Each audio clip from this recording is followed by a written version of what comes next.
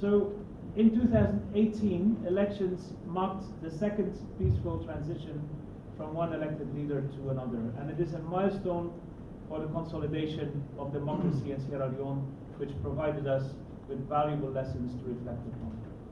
And from the European Union perspective, we cannot but encourage the National Electoral Commission and electoral stakeholders at large to consider the recommendations issued by the EU Election Observation Mission. As you might be aware, following an invitation from the government of Sierra Leone, the EU deployed in 2018 an election observation mission for the presidential, parliamentary and local council elections. And the mission observed the whole electoral process throughout the country, and their assessment of NEC's overall performance was a positive one. The EU-EUM considered that, and this is the conclusion, and I'm quoting, despite numerous challenges, the National Election Commission had delivered a transparent, credible and well-organized electoral process. However, the electoral operations were not flawless, and the EUM mission also detected a number of shortcomings. Based on observations which were made in and around 800 polling stations across the two election days, and extensive consultations with a broad range of stakeholders over a period of nearly 3 months, the EU-EUM made 29 recommendations to improve future elections. The priority recommendations included: first, providing sufficient financial resources to the NEC in a timely manner. This means now, starting now.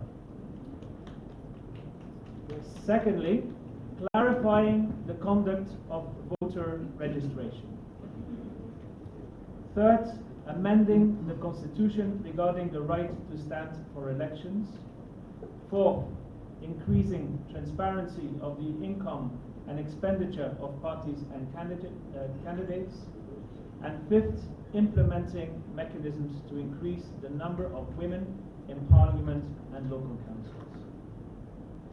The election observers also pointed out on the importance of staff capacity building, strengthening of voter registration and results management systems, and complaint adjudication timelines.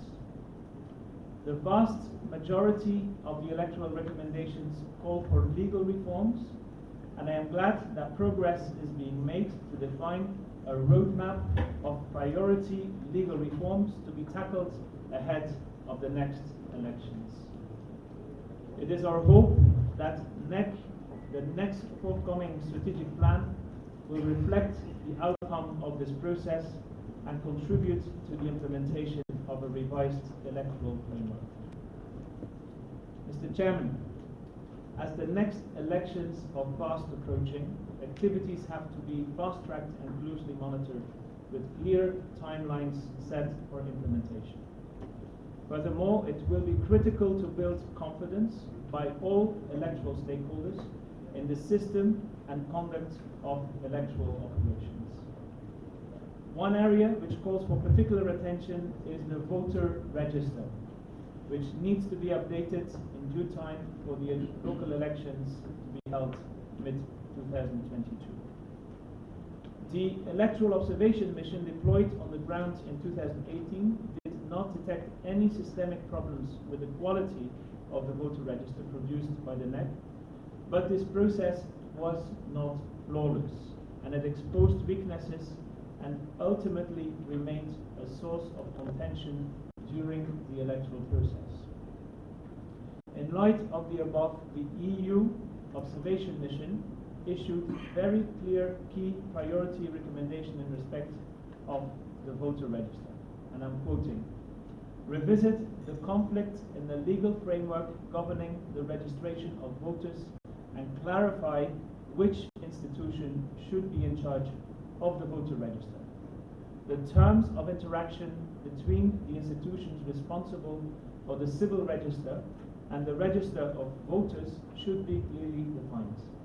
A permanent, free of charge and constantly updated civil register, which would be a basis for the register of voters could be, in the long run, a more cost-effective and sustainable alternative to the current practice of conducting a fresh voter registration exercise before each election. End of quote.